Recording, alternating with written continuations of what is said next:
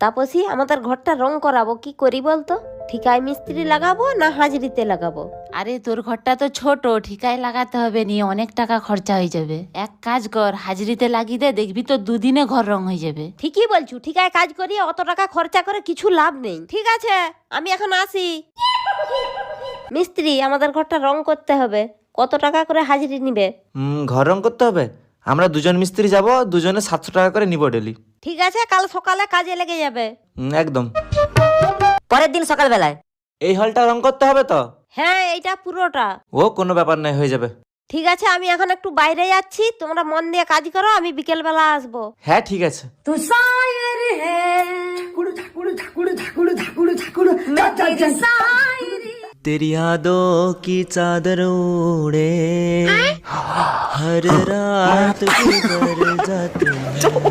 Mata nih gue, Pak.